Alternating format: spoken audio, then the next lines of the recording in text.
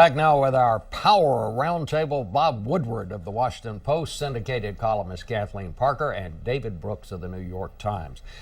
Well, Bob, your newspaper put on the front page this week what everybody has kind of been talking about in the corridors here, and that is things are not going very well in Afghanistan, and it looks like the commanders there are getting ready to ask for a substantial increase in American forces there. Now, you were there this summer. How's it going, and what do you think the chances are that we might put more troops in there? I mean, the chances are always there. General Jones, who's the Obama National Security Advisor who speaks for the president, went and told the commanders in Afghanistan, let's address the strategy we have now of fixing the economy, building security, addressing the governing questions before we start asking for more troops. What's interesting, there's evidence now that the military is getting the message. They built a warfighting headquarters for General Rodriguez, who is General McChrystal's deputy there, and added hundreds of people, and normally it's an automatic, give us more staff. They actually took the new staff, hundreds of people, some from Europe, some from Afghanistan, without asking for more. So the Obama message is let's see if we can fix it with, or proceed with the strategy we've got. That doesn't mean no more troops in the future at some point, but it's a big focus, and it's significant that the military has acted that way so far. But you came back and reported that the White House, General Jones, told the commanders there, we're not going to give you any more troops right now.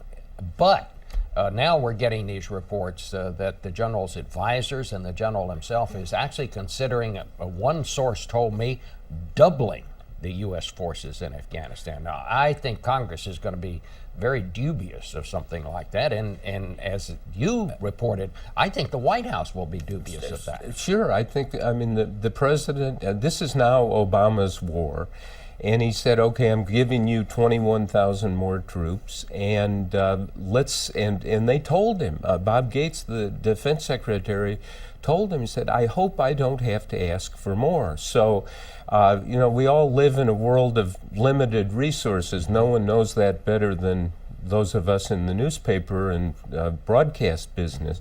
And the military realizes that too, and Gates in particular realizes you double the force, where do you get it? And then all of a sudden we look like an occupier in Afghanistan rather than somebody there to help. Well, you were there earlier, right, David. What do you think is going on there? It does not appear to be going very well. But we knew this would happen. I was there when they were formulating the policy, and they knew at the time that this summer would be awful as we sent Marines and other troops into Helmand and the other provinces. We knew this would be bloody, and it has been a bloody month, and the next month will probably be a more bloody month. But they knew it with the awareness that this would be a 5-year project. And to sort of flake out now, I think would just be a disaster, would hurt the credibility of the president. And it's too soon to tell whether it's working or not. The second thing to be said, and this I do fault the administration on, was that there was a tension between the policy they sold and the policy they enacted. The policy they enacted is a pretty intense nation-building policy, village by village, street by street, with policemen, with agricultural reform, pretty intense. But they sold it as sort of a light footprint policy that we're actually not doing nation building. Well, they got to get one of those two things in line. Either we're going to do nation building, which is what the policy is, or we're not. And if they're going to do really nation building, they may require more troops. And whatever, I think the lesson of Iraq to me is make it work, whatever the troop levels are. Do you think, Kathleen, that the American people understand the need to whatever it is we're trying to do in Afghanistan? Whatever we're trying to do. Well, I think they understand that you can't just go in and make a mess and then walk out. And always Afghanistan was the acceptable war. Even those who opposed Iraq, including President Obama, felt that the war in Afghanistan was the good war. But we have other problems there on the ground, which includes the fact that we're losing the hearts and minds of the people. We have too many civilian casualties that are interfering. In sort of in the southern areas in our the border Pakistan, we have a problem with Pakistan's not helping us monitor that border. The Taliban can come and go at ease. That's where the poppy fields are. There are all sorts of complex issues on the ground that are going to take some very tough applications of new thinking, and I think the American people are going to have to understand that before they'll tolerate more troops. Well, going in. I brought this up first because I just think there's a big policy fight coming, and there's some really hard decisions that are going to have to be made, and we better start thinking about that. I mean, obviously, the economy, healthcare, and all of that is very important, but all of this seems to be happening kind of while the focus is on so many other things. Yes, and President Obama has made it pretty clear he wants visible, sustainable progress in Afghanistan within 12 months or 18 months. And, how do you measure that? They're talking about coming up with benchmarks like they did in Iraq. We still haven't seen them. Congress hasn't seen them. How do you go into this complex war, more complex in many ways than Iraq, because this is a poor country where they can't supply the money to build up their own force level? We're going to have to do that, or the Europeans, or somebody's going to have to do it. So maybe when the history of this is told, this is going to be the hard war, and Iraq is going to look easier. The only thing I would add quickly on the upside is that our troops are a lot better. They really are impressive in that they know how to do this. Secondly, I found they like the Afghans more than the Iraqis. They work with them better, and so they're a lot more upbeat. I found them quite upbeat when I went there. Let's talk about the other things, and that is health care. Congress has gone home now, at least the House has. Where are we on this, Kathleen? I'm not sure I know. We've got all these plans floating around the House. The Energy Committee over there approved one. Various committees, so many different committees have pieces of this thing.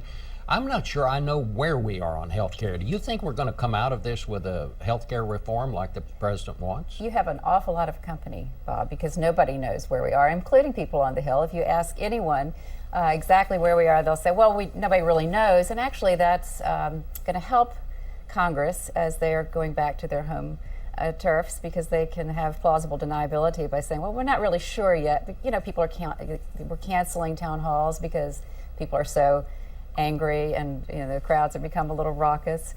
Where we are, the Senate group of 6, this bipartisan group of 3 Democrats and 3 Republicans in the Finance Committee, are working on a bipartisan approach, and they're real committed.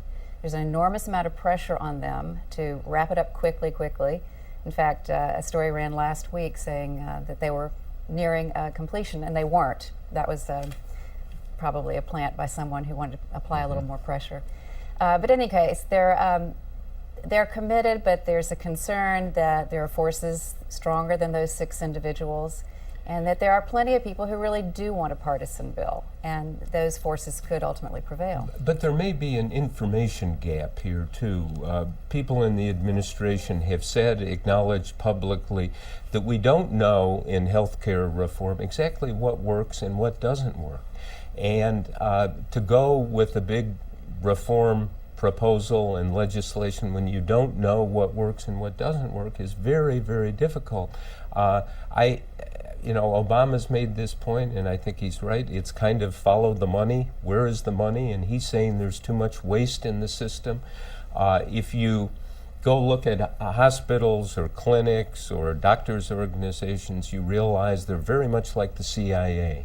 It's hard to figure out exactly what they're doing and what the costs and the tests are. Much is hidden, and I'm not sure the Obama administration or the Congress or the public or our business, the news business, really has taken this apart to say, look, this is where the costs are, this is where they can be cut. Well, that's the part that I don't understand. I mean, I've been around Washington so long, when I hear politicians say we can get this done by cutting waste, fraud, and abuse.